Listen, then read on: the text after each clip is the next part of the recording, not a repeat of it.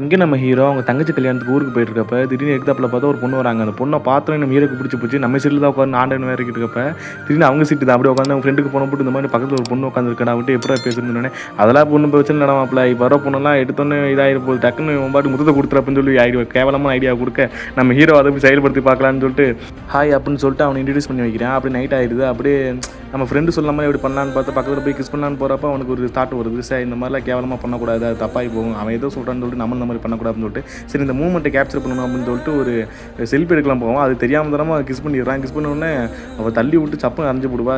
எல்லா ஆம்பளைங்க மாதிரி நீயும் அப்படி தாண்டா அப்படின்னு சொல்லிட்டு ஒரு மாதிரியாக பார்ப்பா. அதுக்கப்புறம் வச்சுக்கிட்டா எங்கள் அண்ணனுக்கு ஃபோனை போகிறேன்டா அப்படின்னு சொல்லிட்டு அவங்க அண்ணனுக்கு ஃபோனை போட்டு அவங்க அண்ணன் பெரிய டான் போல இருக்குது, என்னம்மான்னு எடுத்து பேச இந்த மாதிரி பஸ்ஸில் வர்றப்ப என் கூட என் மேலே ஒருத்தர் தப்பாக எனக்கு பார்த்தாமா அப்படின்னு சொன்னோன்னே யார் அவன் என்ன எதுன்னு கேட்டு சரி அவனை பிடிச்ச வை காலைல பஸ் வந்தோடனே அவன் நான் என்னென்னு பண்ணுறேன் பாரு அப்படின்னு சொல்லி ஒன்றும் பிரச்சனை இல்லை நான் பார்த்துக்கணும் அப்படின்னு சொன்னால் ஃப்ரெண்ட் அப்படி ஃபோன் பண்ணுறான். ஃபோன் பண்ணோன்னே என்ன மச்சான் நான் சொன்னதை பண்ணிட்டியா இல்லையா அப்படின்னு சொன்னோன்னே உங்கள் மச்சான் பண்ண போகிறான் காலைல எல்லோரும் சாக போகிறீங்க அப்படின்னு சொன்னோன்னே டே மச்சான் எழுந்து போகிறான் என்னமோ பண்ணிட்டேன் அப்படின்னு சொன்னே நைட்டு குடிச்சு என்னடா உழைச்சி சொன்னேன் அப்படின்னு சொன்னேன் அவன் போதில் இருப்பான் போல இருக்குது. அதுக்கப்புறம் இப்போ தான் ஆட்டு வருது. அதுக்கப்புறம் அவங்க அண்ணன் பார்த்து என்னம்மா எங்கே மாறுவேன் அப்படின்னு சொன்னோன்னே நைட்டு அந்த கலவரை ஏன் மேடம் சொல்ல கேட்க மாட்டேங்கிறீங்க ஏன் மேலே தப்புன்னு சொல்லிட்டு அப்படியே கண்ணாடி ஒழிச்சு கீழே வந்து தப்பிச்சிட்டான். அதுக்கப்புறம் அடுத்த நாள் ஃபங்க்ஷனுக்கு போகிறப்ப திடீர்னு பார்த்தா அவங்க அண்ணன் தான் மாதிரி மாப்பிள்ளையே தங்கச்சி கட்டி போகிற அப்படின்னு சொல்லிட்டு ஹாய் மாமா அப்படின்னு கை குடிக்க போனோம்னா அவங்க தங்கச்சி அப்படி வராங்க. தங்கச்சி அப்படி அவனை பார்க்க ஹீரோ அவனை பார்க்க ரெண்டு பேத்துக்கு ஒரு மாதிரி கை உதற ஆரம்பிக்குது.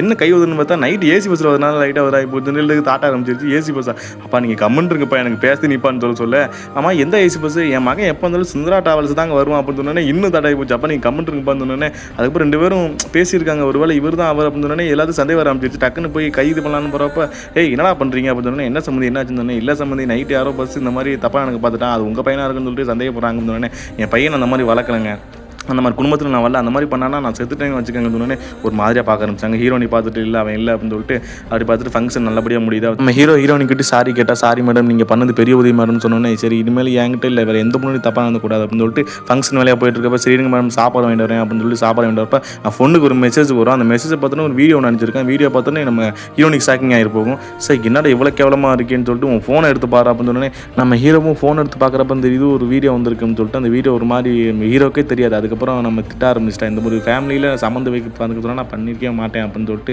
கேவலமாக திட்ட ஆரம்பிச்சிட்டா.